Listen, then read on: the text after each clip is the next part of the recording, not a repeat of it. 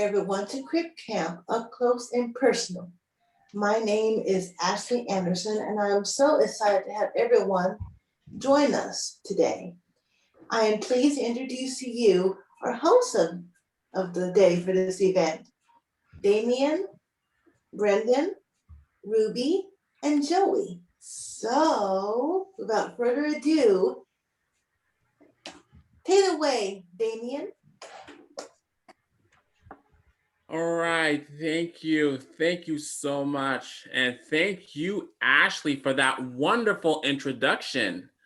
My name is DeMian. I am a former student of AccessSFUSD and current student with the Berkeley Adult School and Inclusive Media Arts.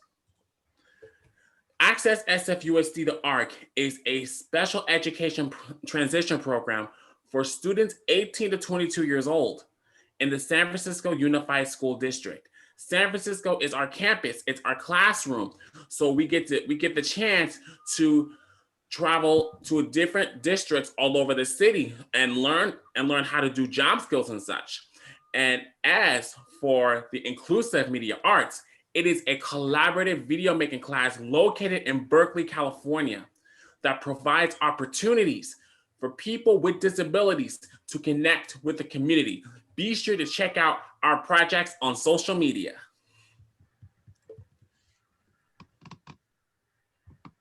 All right.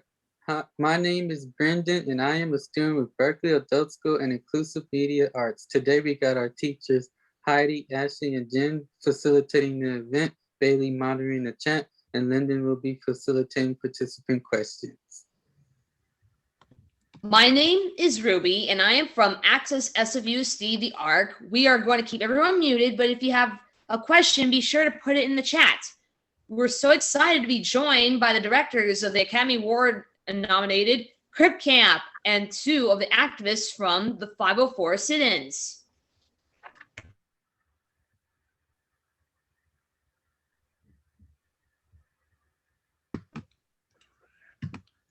Joey here from AccessSFUSD, the ARC. Who's excited for our panel? Woo-hoo! On our panel today, we have directors Jim LeBrecht and Nicole Newnham. Jim, can we call you Jim, right?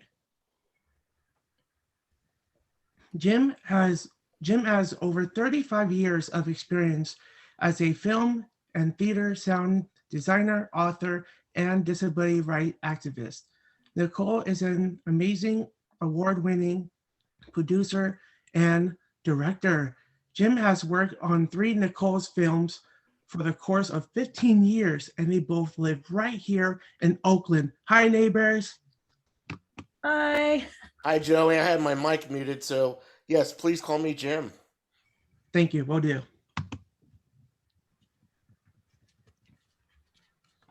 I'm pleased to introduce you to Dennis Billups. Dennis is a blind disability rights and Dennis is a blind disability rights and gentrification activist. He was chief morale officer in the 504 Disability Rights Sit-in of 1977.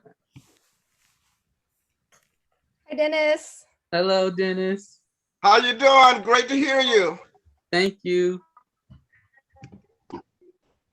Thank you so much. You're welcome. Yep. Okay.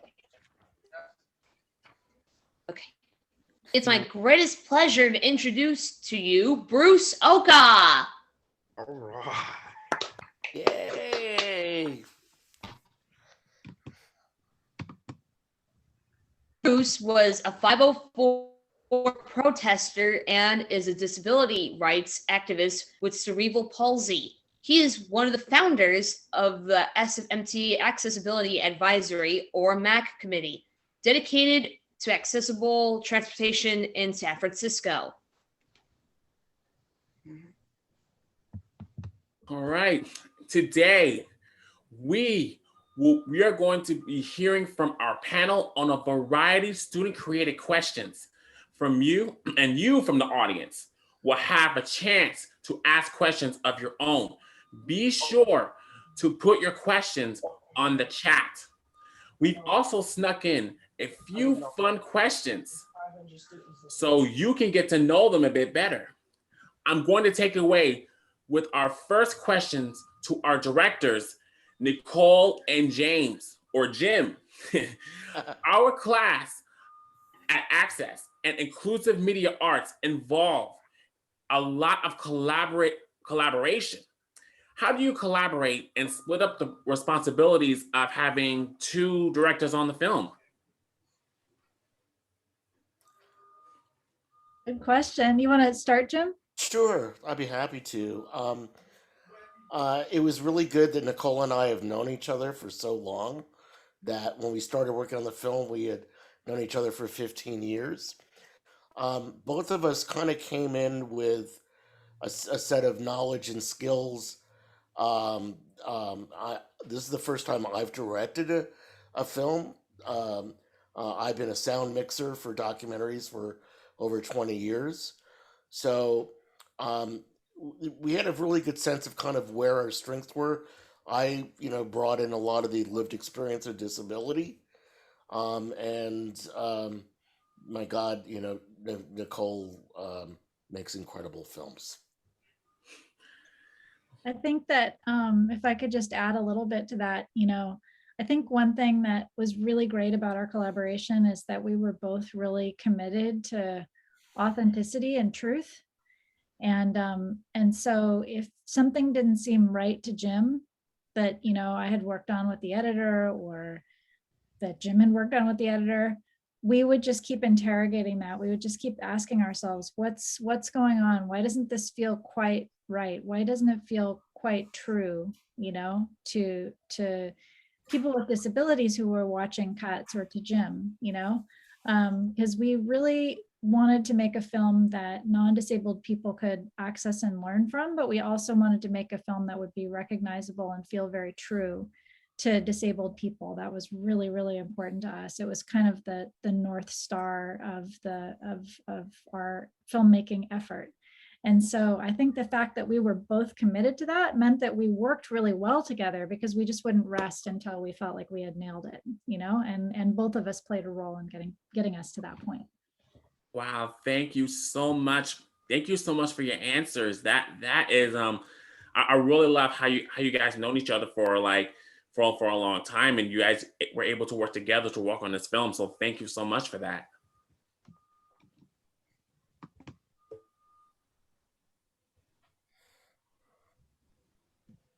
Thank you. This next question is for James. James, you attend Camp Jen and made a lot of friends who you still are in touch with today. Socialization and friendships are really important to us. Do you have any tips on how you made those friends, and how did you manage to keep in touch after all these years without social media?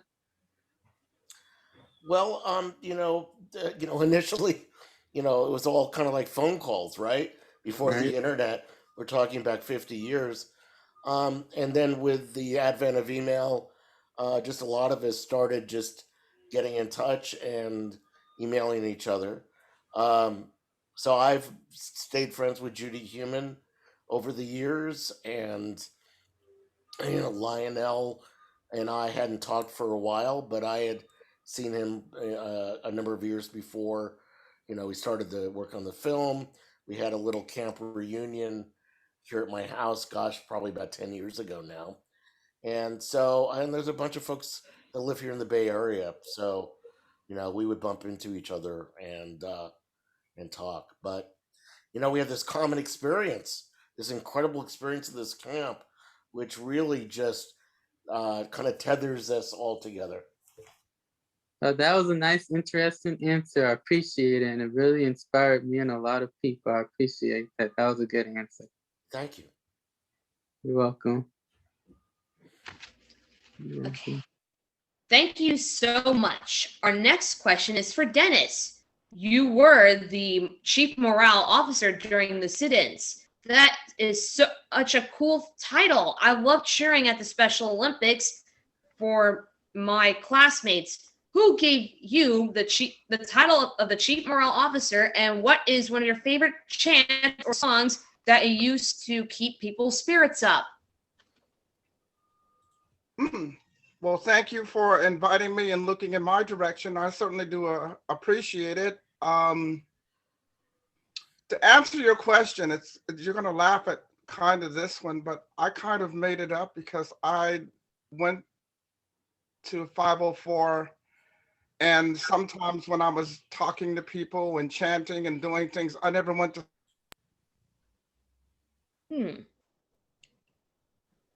Oh, we just lost your sound, Dennis. Can you take a quick pause? Did everyone lose the sound? Yeah. Yeah. No, I'm Uh-oh. here. Quick technical difficulty. Gotta say Hey, we're things living in and- a world of Zoom. Dennis, are you there? Yeah, can you hear me? Now you're there. So can you just backtrack quite a little bit for us, please? Okay. You give yourself this title. Yes. Okay, Yes. keep going on that. All right. I gave myself this title because there are times in the building when I was demonstrating, I didn't get any sleep.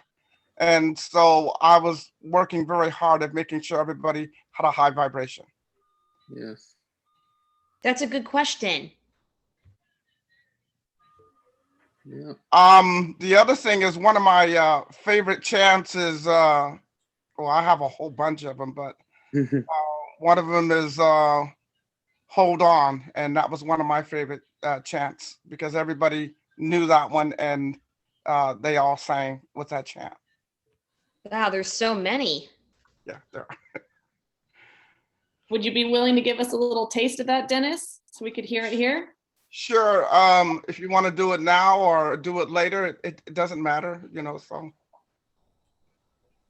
Yeah, let's go for it now. Okay. Let's do it now. Hold on, hold on. The wheels are a-turning, the whites are whirling. We gotta keep chugging along. Hold on, hold on. Gotta rise above it. You gotta keep above it. The wheels keep moving on. Hold on, hold on. Victory is here. We gotta have a cheer. We just keep moving along. That's wonderful. That was wonderful. Thank you, Yay. Dennis. Take it away, Thank you. Chloe. Thanks. I can Thank see you. Thanks. I can see you made the time to go by with all that encouragement, Dennis. Amazing job. Our next question is for Bruce Oka. Bruce, we know that you were one of the people who was allowed in and out privileges at the federal building. Why did some people have the permission to leave the federal building and come back while some had to remain inside for all 28 days? Bruce, you can go ahead and unmute. Mhm. Did you hear me? Yeah, I heard you talk. I'm just making sure that you're still unmuted. Okay, can everybody hear me now? Yes. Yes, we can. Yes. Okay, the question was, how come I had in and out privileges while others had to stay in the building? Yes. Because at that time of the, Okay, thank you. I was part of Governor Jerry. I was on development of disabilities. So he and I were in constant touch. And the thing is, I was his official representative to the sit-in. And so the guards knew who I was. A few of them tried to keep me from leaving and coming back in. But it was really a time where all of us had the unanimous support of all the media in the Bay Area and throughout the United States. Because you have to understand that this whole demonstration started with, I think, 6 or 7 places besides us doing the demonstration, and everybody else got scared off or booted out but us. And the reason was that we decided to sit in after 5 o'clock, actually, really. I mean, I may be wrong on that, but I think it was a good idea to do what we did the way we did it. And thanks to Judy's assertiveness and Kitty's advocacy, we pulled this off. And Dennis, you were an educator.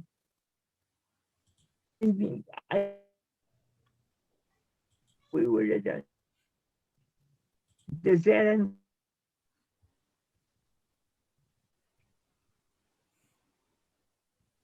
Thank you so much, Bruce. You were cutting out just a little bit, but we heard most of that. Thank you for your insight, and it's amazing to hear it straight from you. Thank you, Bruce. All right. Thank you, Bruce. Thank you so much, Bruce. Next question. This is for our directors.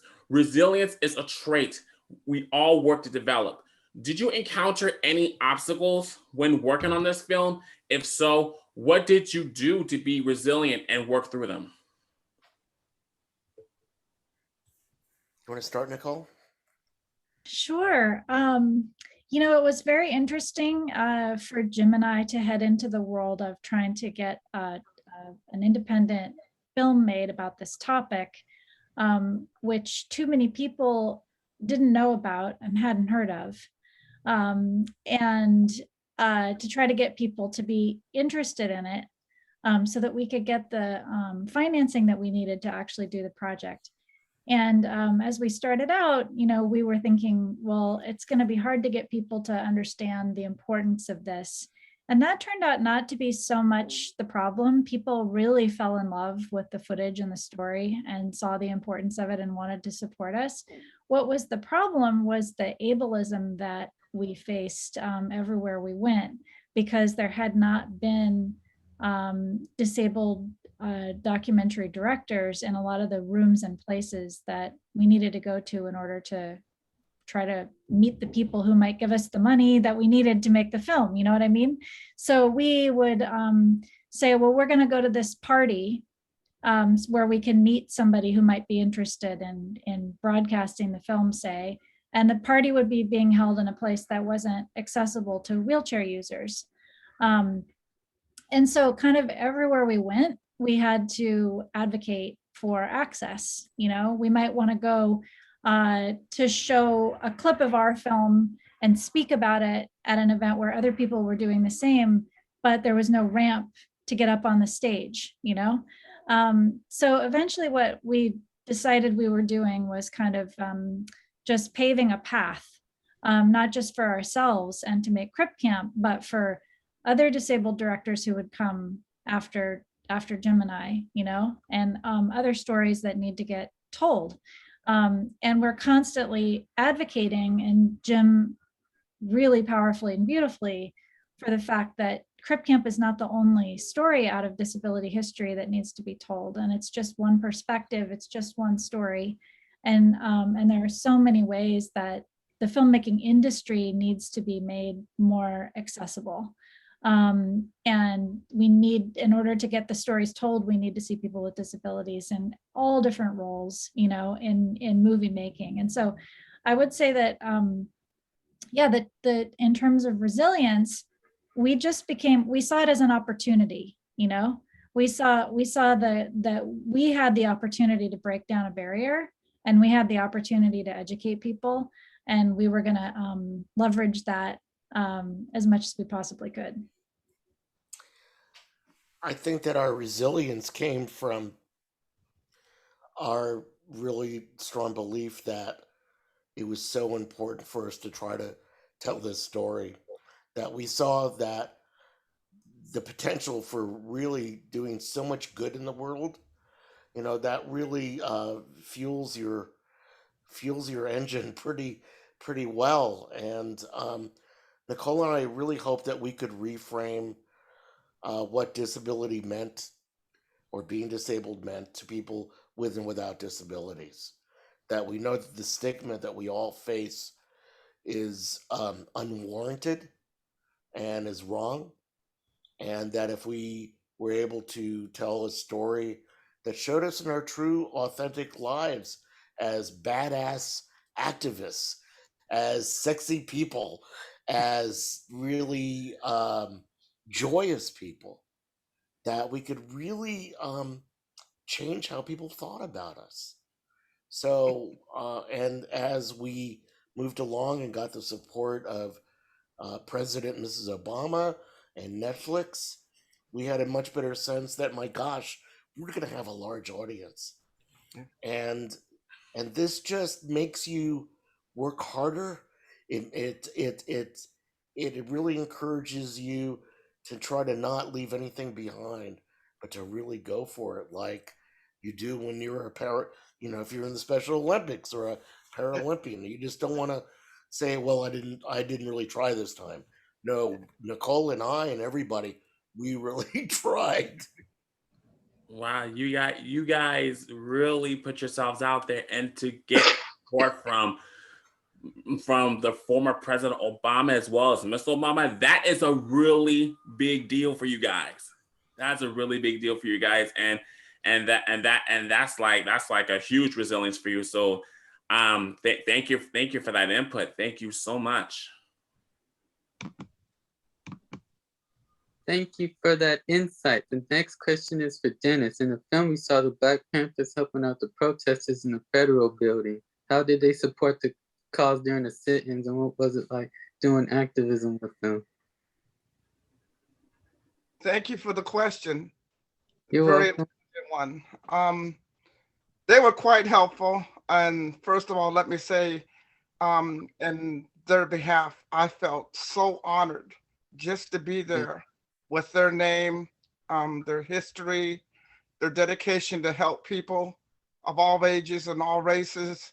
It was just a joy that I got a chance to be there, and was asked in the building, would you like to become a Black Panther?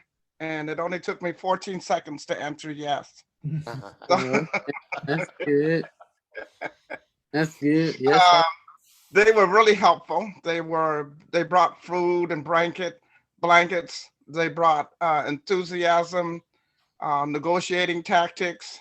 They brought a whole bunch of churches and other things that they were linked up to, that brought food and so much visibility. It was wonderful. It was wonderful. Oh yes, thank you. That was a cool, interesting answer. I'm glad you told us. I really feel obliged.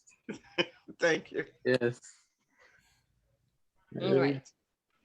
Okay. Thank you. That sounds like a real cool partnership of people helping each other out, because it's the right thing to do. Our next question is for Bruce. The sit-in at the federal building lasted for 28 days. That's a really long time.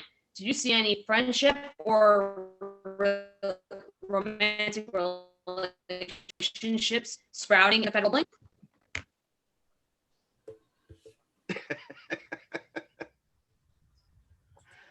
Bruce, you can go ahead and unmute. And just in case, I know Ruby might have been stalling a little bit. So did you see any friendships or romantic relationships sprouting in the federal building over those 28 days? Good question. Thank you for whoever submitted that. And the answer to that is yes, because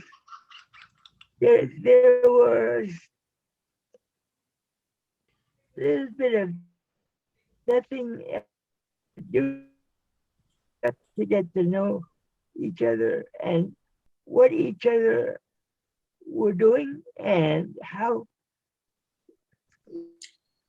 I asked that question about are you here? What's important about this? And you know, most make accessible to all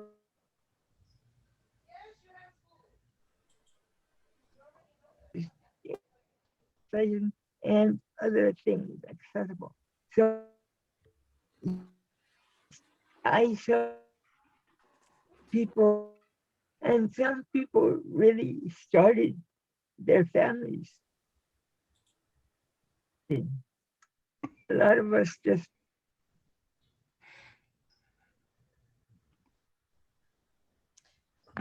always did pick Unfortunately, sorry, Bruce, Crip we're Camp having a hard time hearing what you're over again.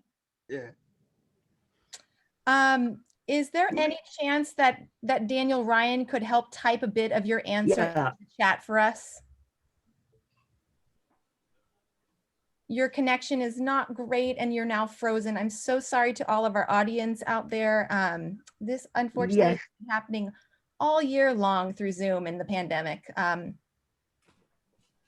So keep an eye on the chat, and I think Daniel can summarize some of Bruce's words. He's there with him, so that we don't miss his important answer. So I think we will take a quick pause from that. Hopefully we'll get some of those answers into the chat. And in the meantime, we're going to keep going. Thanks, Bruce, for a wonderful answer. Dennis, this next one's for you. It's been a year since we all have been isolated from COVID. We really could have used someone like you to keep our morals boosted. Can you whip us up a quick little chant to help get us through this last stretch of COVID? What a great answer. Let me see. Let me see.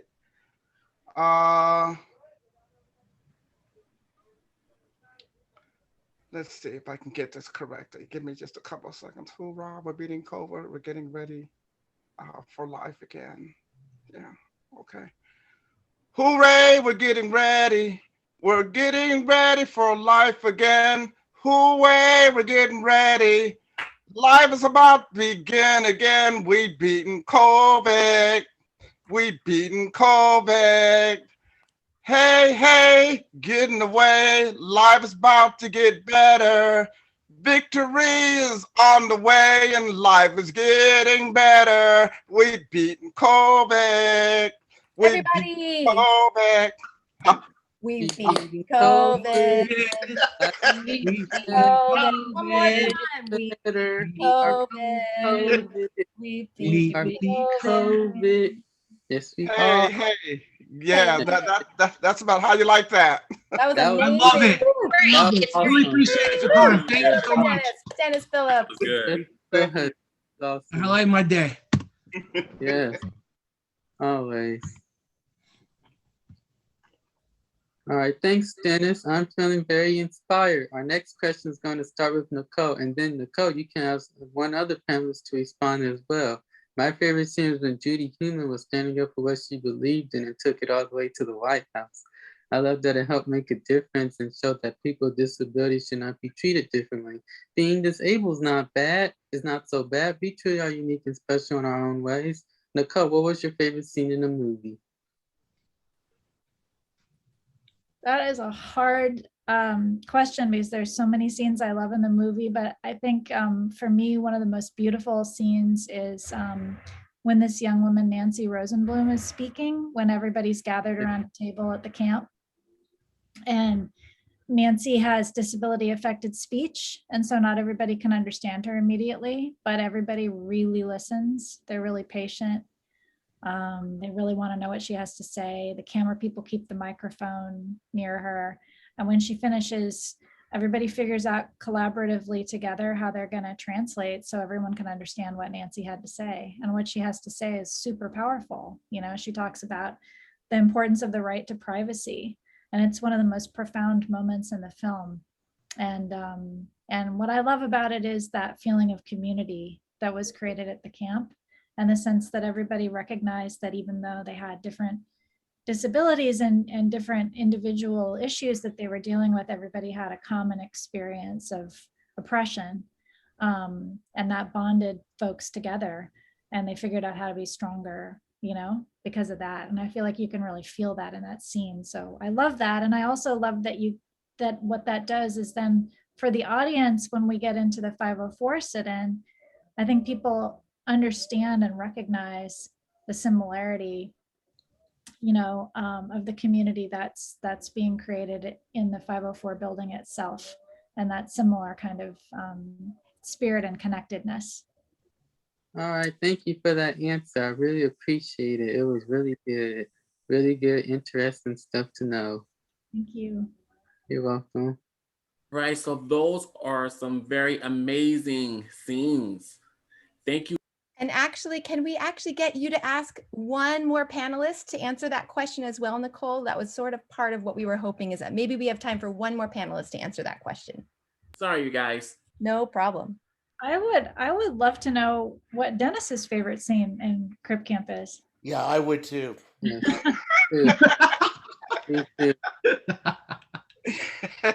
It would ask a blind person, right? As long as you keep yourself nice and safe, we are all together. We're all together, dear one. We're All all together. That's true. My favorite scene, believe it or not, well, one of them, because there were so many people that were meeting each other, so many people forming alliances, people getting married, starting families. My favorite scene was the victory party, because you got to meet everybody who had been in the building for so long. You got to understand their strength, their weaknesses, their love for humanity, and love for each other and themselves. And that to me really made a big difference. Oh, it did. Oh. How about you? How about you, Jim? Well, thank you.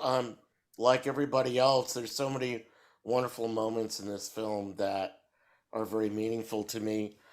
I would say that, I guess, Judy, speaking at this ad hoc congressional meeting during the 504 sit-in, where she confronts the guy from Health, Education, and Welfare, saying, "I wish you would stop shaking your head because I don't think you understand what we're talking about."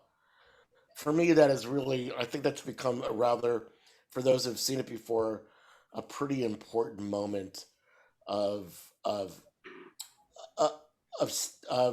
really getting in people's faces and saying, we're not going to take this crap anymore. And I love that. And I love the fact that Judy had pearls on. She had a nice necklace and pearls. It's like... She looks stunning. She looks stunning.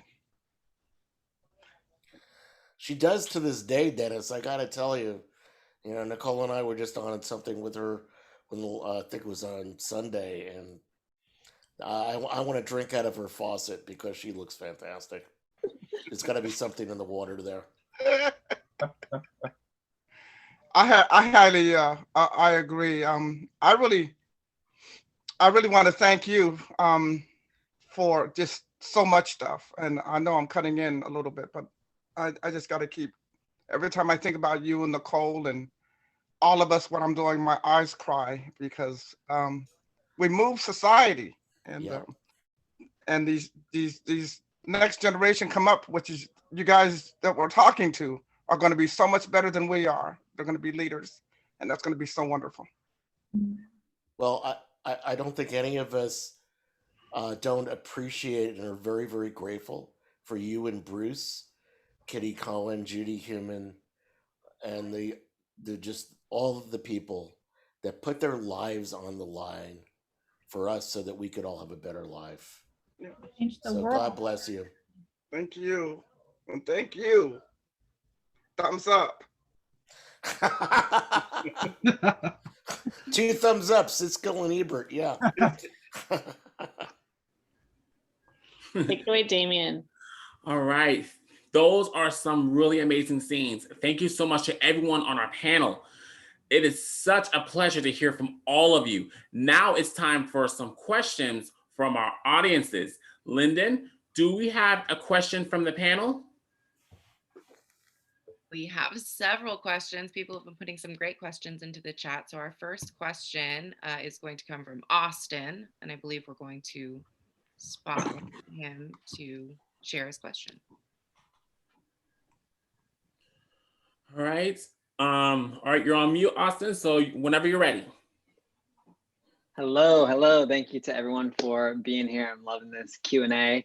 I have a question for our directors, Nicole and Jim, and anyone can take this first, but I'm wondering how Jim's experience in sound design and sound mixing lent itself to kind of a unique perspective as a director. Maybe Nicole, you can say, like, share a story about how his perspective may have differed from yours because of his relationship to sound. Yeah, curious how that manifested as a director. It was really cool. It was really fun. I mean, for me, the most fun part of working on any film is always going to Jim's studio and doing the sound mix. It's like it's a treat because you've been working on this thing for so long, and then you just get to go into this space, this creative space with Jim where you get to play and make things sound so much better. And then that makes the film so much more immersive. You know, Jim has a way of thinking about sound where you really are bringing people into a world, and it's believable. And even if it's at a subconscious level, it makes the film so much more powerful. And that's so fun to see that happen to your films that you've been working on for so long. And so with Crip Camp, Jim was able to think about those things from the very beginning of the film, you know, even as we were thinking about the story. So the whole time we were working on the film, Jim and his sound team were collecting like antique wheelchairs from the 1970s. Antique sounds a little too old, but vintage wheelchairs from the 1970s, you know, manual chairs, early power chairs, the kinds of chairs that actually were being used at the time. Because, you know, guess what? It turns out that people didn't do a very good job of recording the sounds of wheelchairs or spotlighting that in older media, because I don't think people really cared about what the sound was of a wheelchair going up a wooden ramp, for instance. But Jim has this incredible attention to the detail of how the world sounds. And so he was thinking about remembering the actual sound of this particular type of wheelchair going up this particular type of wooden ramp at the cabin, you know, at Camp Jened, and things like that. And then so I think that, you know, we were able to build an environment that was understood from the wheelchair user's point of view. And you could hear all of that coming to life, you know, sort of for the first time. I've never heard it in any other film. Oh. And then when we get to Berkeley and everybody's starting to get power chairs because of the Center for Independent Living, all of a sudden we're in that room and Jim and his team create the sound of all of these power chairs, you know, zooming this way and that way. And it gives you this visceral sense of like how things changed, of that feeling of kind of like liberation and freedom that people got when they got into a power chair. And that was really amazing too. So I would say, you know, another thing is just like Jim's heightened memory of Camp Jened and what it was like.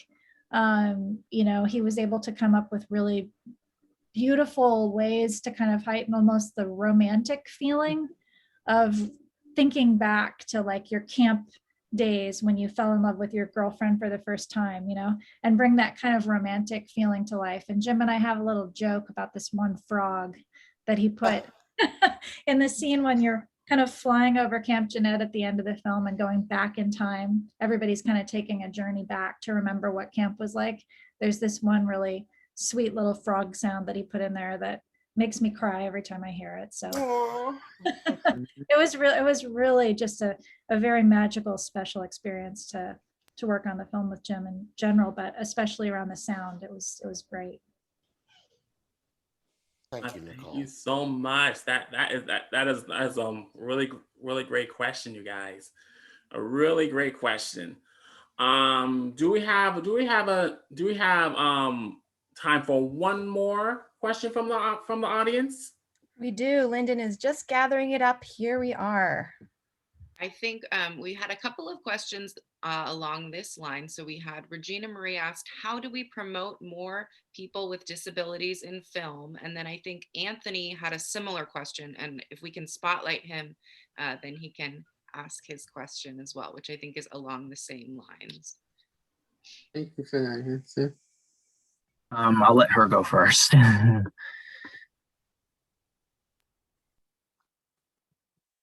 Well, I didn't get a response. So the question from Regina, if she wanted to say anything, but the question that she had asked was, how do we promote more people with different disabilities in film?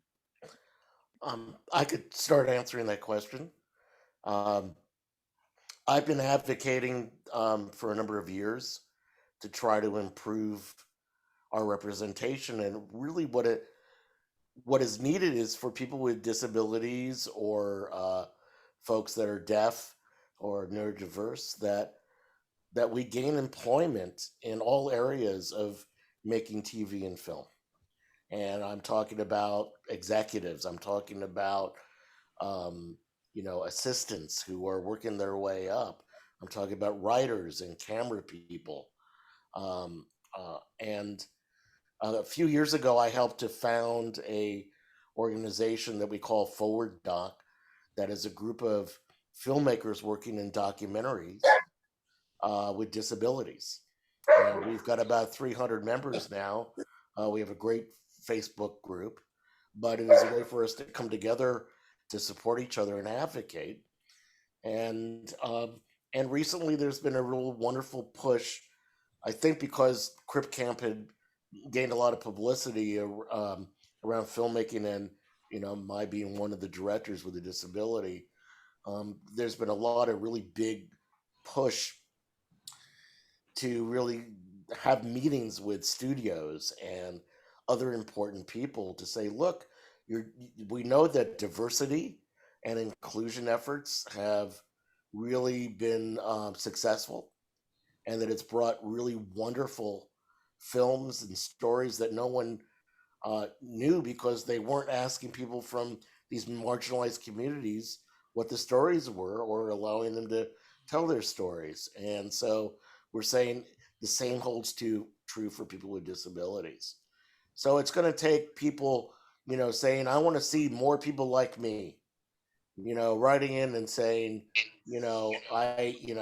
why don't I see someone like myself in your TV show? Or so a bunch of us are really working on it. I think we're starting to see it more and more in commercials and on some television shows. Yep. And I think that right now there's no going back. I really don't think there's any going back. It's just going to be a constant job of trying to make improvements and keep the representation happening. I agree. Regina's here now. Thank you for that. Thank you for that amazing question. Thank you so much for the amazing question. So it's around 11:50. We're going to do one more audience question. I think we have time to. Yeah, so it's 11:50, but we're going to do one more question, and then we're going to get to the fun part. Yes, the lightning round. All right, so. Okay, we had a great question from Stephanie. Stephanie Wilkes, would you be willing to be spotlit so that you can ask your question? Or I can read it if you would prefer. Hello. Mm-hmm. You open this door? All right, and what is your question? This is Regina. I can be heard. Sorry. You opened it? No, it opened by itself. Is it me or Regina, Lyndon? I think that we just answered Regina's question. Regina, did you have anything to follow? Oh, okay. I'm sorry. The chat is really difficult if you're blind. Sorry. I know, it's all over the place. Was there any other questions that you'd like to to ask, Regina? Did they address your question? Let's go to Stephanie. Okay, I forget how I phrased it. Sorry. I think I was really struck by the amount of historical footage in the film across so many different time periods and presumably formats. And I wondered, it was so beautifully integrated. If you could comment on the work of doing that, finding it, just anything you wanted to say about how you went about that.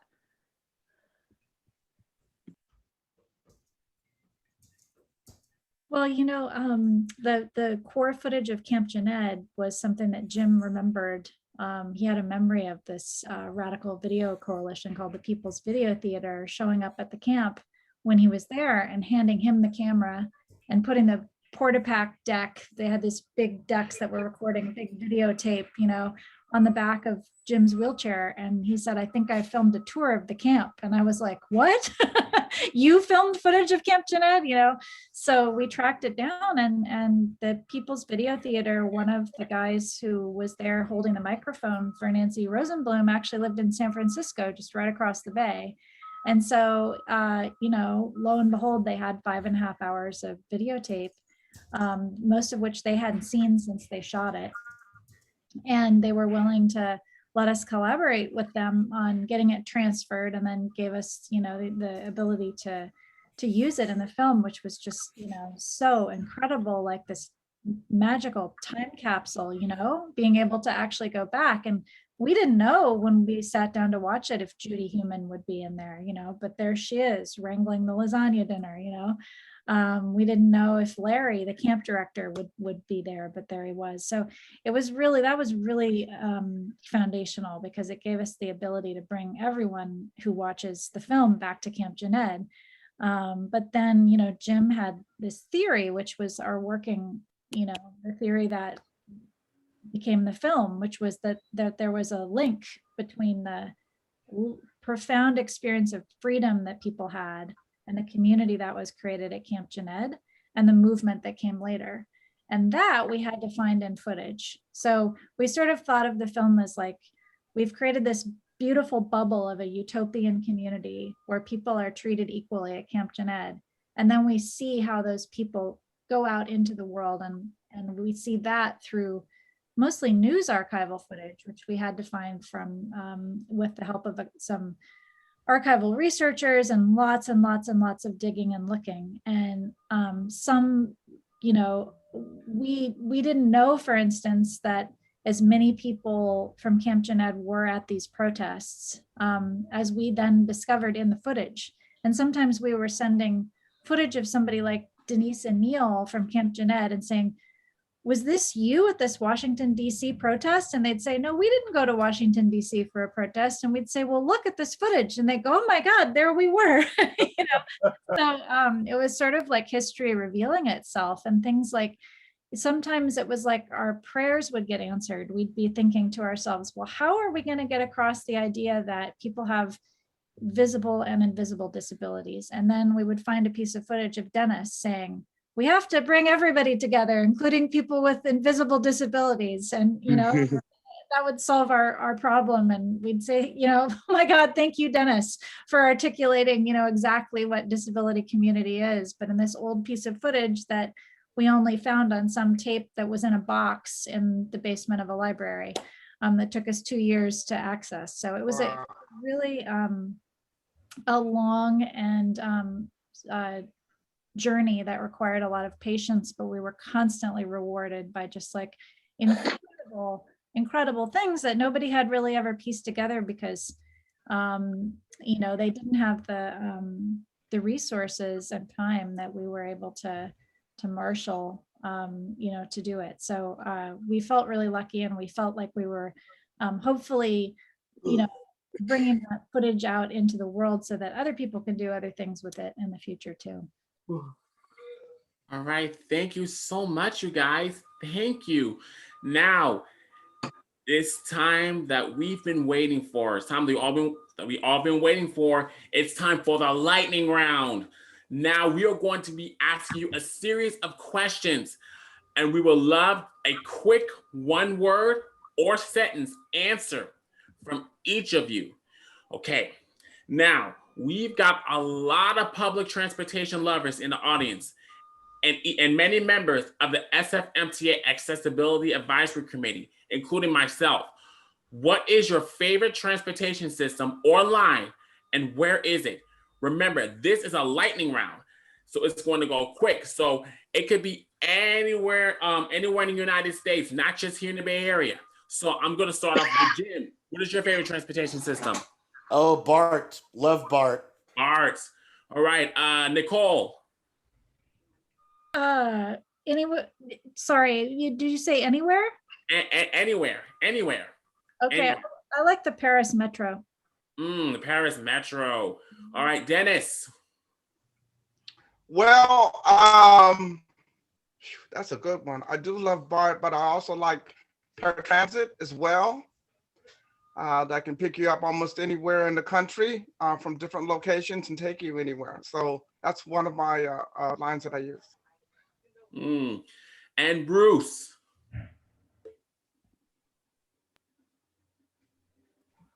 Let's go ahead and unmute Bruce. Please unmute.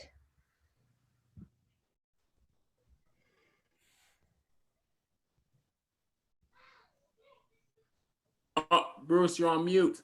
You're on mute. Daniel, if you can just keep Bruce's microphone on for this portion, that'd be great. And anyone in the audience, feel free to put your favorite answers into the chat as well. I'm seeing a lot of. Okay. So what? Okay.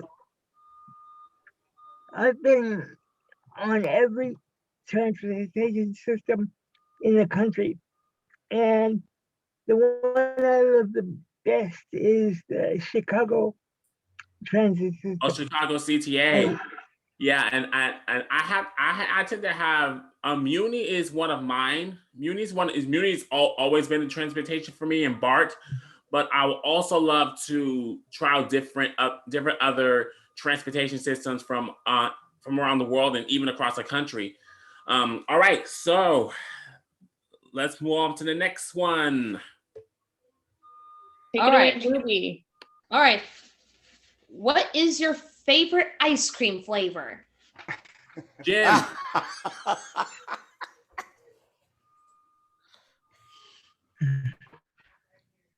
I'll jump in. If they still make it, Double Rainbows chocolate, or is it like dark chocolate or whatever? Oh my gosh. Nicole, what is your favorite ice cream flavor? I like a banana Foster's Freeze. Let's see, Dennis, your favorite ice cream flavor? Neapolitan. I like those. Neapolitan. And Bruce, what is your favorite ice cream? Vanilla. I also love strawberry. And we're getting some answers from the audience as well. We're getting some answers from the audience as well, which is really cool. I love cookies and cream. I love cookies and cream. Oh yeah. And chocolate chip cookie dough is one of my favorites, and chocolate mixed with vanilla mixed with chocolate and caramel, chocolate chips and caramel. All right, take it away, Joey, with our last lightning round question. All right. Here we go. Thank you so much. If you could be any superhero, who would it be? Jim. Oh my gosh. I guess Spider-Man, because boy, can Spider-Man just go anywhere, climb buildings and everything. I'd love to have that ability just to get anywhere. All right, Nicole. Wonder Woman. Wonder Woman. But you already are. So Let me see. Dennis, if you were any superhero, what would you be? Superman. And Bruce. I would be the Flash. Oh, the Flash. Yes. And we get some good answers from the audience too. Like for me, I think I would be either Black Panther. Yeah. Black Panther, or Yep. Storm. either Black Panther or Storm. I would love to have their powers. All right, now, this was a really great panel, you guys. Thank you so much for our panel members. Let's hear it for today's panel, you guys. All right. Yes. Oh, you all have been so inspiring to us, and your documentary has inspired everyone within the disability community, as well as other people, as well as people without disabilities who want to advocate for them. So I thank you so much. You're welcome. We appreciate you, and I'm going to leave with a song that I did at what I did at. I did it in Utah. Did I do that one in Utah? It's a song that I wrote. It was, most of my songs are just they just come out of spirit, and I know that's kind of unusual for people to really understand that you don't sometimes and write stuff, but sometimes the angels and things give you lots of discerning and great ideas. This one came about 3 years ago, and I couldn't get it out of my head for 3 days. It was like, okay, what do I do with this stuff? I mean, you know, and they just said, boom, boom, boom, boom. And I'm saying, like, who writes a song called Boom, Boom? You know, so, you know, and what is it all about? You know, boom, boom. But then I got some of the words, and I'll sing partially of it here. I want to thank Nicole and Jim. I'd like to thank Bruce. I want to thank you guys for continually getting in touch with me and keeping me in touch and making sure this is okay. And for everybody else who's watching in the audience, I just want to send a loving and a high vibration. Keep the high vibration going at all times, no matter what you see on the TV and what's going on. Keep the high vibration in your heart. I love you. This is Dennis Billups, and here we go. Boom, boom. Be your own Constitution. Be your own Bill of Rights. You are loving creator, the innovator, the real rights. Boom, boom. You have no problems. You have all the rights. You are victorious in your love and your right and your home and your tie. Boom, boom. You your own Constitution. Be your own Bill of Rights. You are loving creator, the 70 humans, and that's the right. Boom, boom. Amazing. Woo. So good. Take it away, Brendan. All right, I would like to take a minute to thank everyone for joining us today, and I would like to bring our teachers, Ashley, Heidi, and Jen, to close us out. Thank you, Brendan, and thank you so much, Dennis. And I want to just give a special shout out to our student hosts, to Brendan, DeMian, and Joey, who's put in hours of rehearsal and picking out and curating these amazing questions. I also want to give a shout out to Lyndon for accepting our audience questions today, for Bailey for helping to monitor our chat, and of course to Ashley and Heidi for putting in hours of time to plan this really, really incredible panel, and such a special opportunity to hear from all of these, just such a powerful group of people. So thank you to all of our staff and students who helped put this event together. Thank you so much, Jen. Heidi from AccessSFUSD, I want to say thank you so much to all our panelists and taking the time to come and share your stories with us today. It feels really special to have this really nice conversation with you all. It was really awesome when Ashley and I reached out, Jim and Nicole, to your people, and you guys were like, yeah, we both want to do it. So many times schools and programs have to kind of beg to get people involved, and we are so grateful for your enthusiasm and willingness to be here and to share with our great community. And Dennis, hearing your songs today, and Bruce, I've known you for years, but it was a privilege to have you guys all in the same Zoom room. I'm just really grateful for this experience, and I hope people that missed it today, we make sure to post it so that everyone can see and hear your favorite ice cream flavors. and all the other really great anecdotes from the film and your experiences. Thank you. And this is Ashley from Inclusive Media Arts at the Berkeley Adult School. Thank you again, everyone. Thank you to our amazing audience. At one point we had 170, maybe plus people here, so that was huge. Thank you to each and every one of you for being a part of this event. students, friends, family, teachers, educators, programs. It would not have been the same without you. Also, a very special thank you to Lisa and Susie for interpreting the event with us today. We are, as a class, making a big video ourselves. We're calling it the 504 Crip Camp Impact Video, and we will be posting that on our social media. So please stay tuned for that. We're hoping maybe we can get a cameo from some of our panelists on that project. And we want to celebrate the success of this event. So if you want, keep your cameras on, click over to gallery mode, and we're going to dance it out to one final song from the film. So if you're interested, please join us for a few minutes of dancing and moving just to celebrate this wonderful event. And thank you again, everyone, for being here today. Thanks for inviting us. This is a blast. Yay, we had so much fun with you. Thank you. I'm going to allow people to unmute. All right, get on to gallery view. I'm going to get my song queued up. You'll recognize it from the film. Always. Oh, volume up. There's something happening here. What it is ain't exactly clear. There's a man with a gun over there, telling me I got to beware. I think it's time we stop. Children, what's that sound? Everybody look what's going down.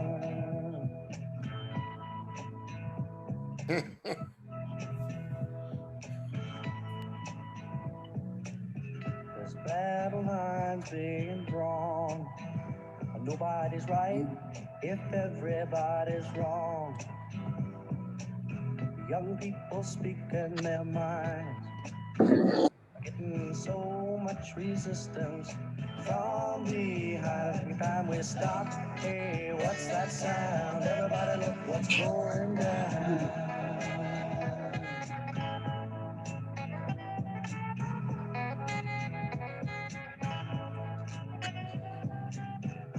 What a field day for the heat. 1,000 people in the street, singing songs and carrying signs, mostly say hooray for our side. It's time we stop. Hey, what's that sound? Everybody look what's going down.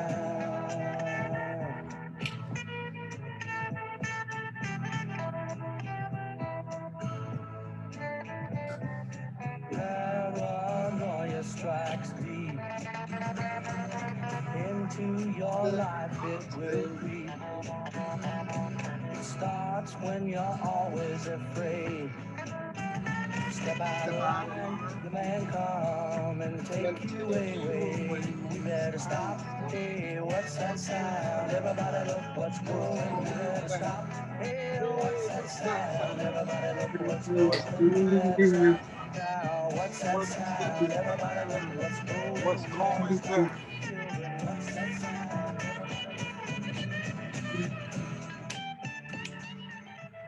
All right. Thank you so much again, everyone. Have a wonderful, wonderful day.